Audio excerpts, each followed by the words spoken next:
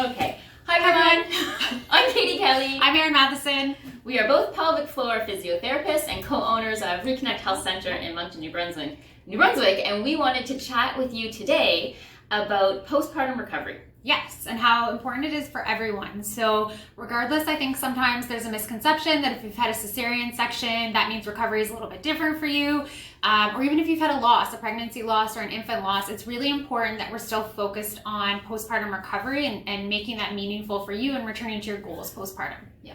And I think one of the challenges that a lot of postpartum people face are the taboo and sometimes secrecy of some of these conditions that can be really, really common after having a pregnancy or after having a delivery. So things like urinary incontinence, fecal or gas incontinence, pelvic organ prolapse, abdominal muscle separation. These are all things that are very common but can seem kind of scary, I think, when you're left to your own and you don't know how to recover from them. Or even knowing like what symptoms are normal to be feeling in a certain time frame postpartum versus when you should actually seek some help and guidance. And I think that some pretty big and convincing studies have come out in the last 5 years saying that that 6-week mark in terms of return to exercise is really not a good time to be returning to regular exercise. We're not saying you can't move, but being thoughtful and mindful of where you are in your recovery timeline and even just on a tissue healing perspective, 6 weeks is really maybe a bit too early for some of those tissues to be returning to some of the exercise we've been doing pre-pregnancy or even during our pregnancy.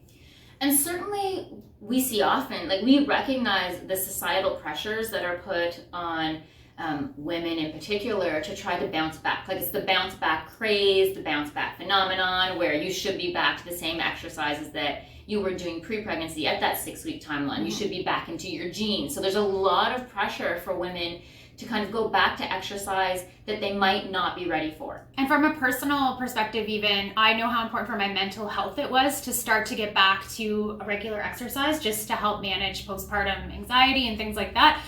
But I think, again, the way we think about exercise in the postpartum period, really, we should start to think about it more mindfully and how can we support our recovery a bit better. So we created, and we have had since about 2018 actually, Katie and I created an 8-week return to exercise program created by us, led by a kinesiologist or a physiotherapist that really is there to help guide you from the 6-week mark to basically return to impact if that's a goal for you.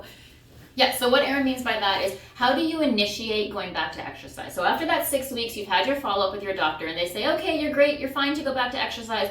What does that actually mean? What if then you find out, after your appointment sometimes even, you find out, oh, I actually do have symptoms. I didn't when I had my gynae appointment, and now that I've actually tried running, now I'm leaking, now I'm feeling this vaginal pressure. So how do you go back to an activity that you enjoy? How do you build knowledge around the pelvic floor muscles, around your core muscles, and get you to a point where you could then be presented with impact? And by impact, we're talking about things like running, going back to boot camp classes, jumping, skipping, hopping, anything where your body really needs to absorb impact, right? Yeah.